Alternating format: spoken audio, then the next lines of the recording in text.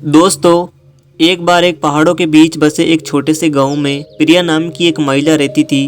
प्रिया ने अपने जीवन में बहुत दुखों का अनुभव किया था।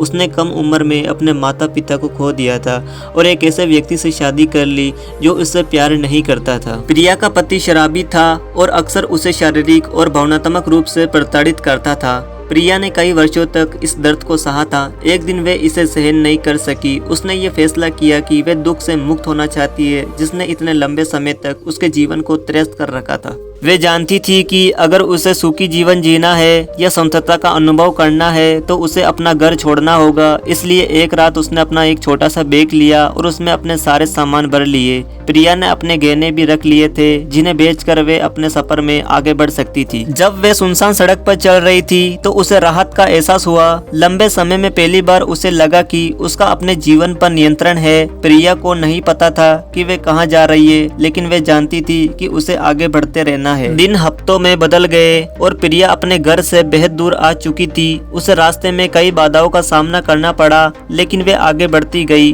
उसने उस जीवन को पीछे छोड़ दिया था जिसने उसे इतना दर्द दिया था और उसने कभी पीछे मुड़कर नहीं देखने का निश्चय किया था।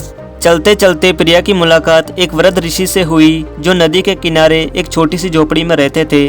प्रिया ने ऋषि से पूछा कि क्या वे दुख से मुक्ति पाने में उसकी मदद कर सकते हैं जिसने उसके जीवन को बर्बाद कर दिया था। ऋषि ने प्रिया को देखा और कहा, बच्ची, दुख से मुक्ति अपने आप बाहर नहीं मिल सकती। यह मन की एक अवस्था है जिसे व्यक्ति को भीतर से विकसित करना चाहिए। आपको अतीत को छोड़ना है और वर्तमान क्षण में जीना सीखना चाहिए, तभी आप सच्ची स्वतंत्रता का अनुभव कर पाओगे।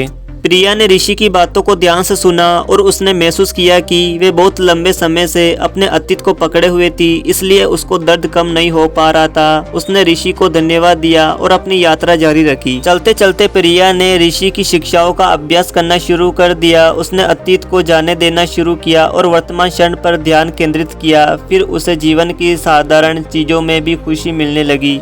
प्रिया एक गांव से गुजर रही थी जहां पर पोस्ट लगे थे कि प्राइमरी स्कूल में शिक्षक की आवश्यकता है। प्रिया पढ़ी लिखी थी और उसे पैसों की भी आवश्यकता थी, इसलिए वे उसी गांव में रहने लगी और बच्चों को पढ़ाने लगी। एक दिन प्रिया लोगों के एक समूह से मिली जो आग के चारों ओर इकट्ठे थे। वे नाच रहे थे और गा रहे थे। उनकी हंसी हवा में गूंज रही थी। प्रिया पहले तो उसमें शामिल होने से हिचकिचाती रही थी, लेकिन उसके भीतर की आवाज उसे उस समूह में जाने और मजे करने के लिए कह रही थी। प्रिया ने समूह के साथ नृत्य किया और खूब हंसी। लंबे समय में पहली बार वे वास्तव में खुश महसूस कर रही थी। उसने महसूस किया कि खुशी कोई ऐसी चीज नहीं है जो खुद के बाहर पाई जा सकती है, बल्कि मन की एक अवस्था है जिसे व्यक्ति को भीतर से विकसित करना होता है।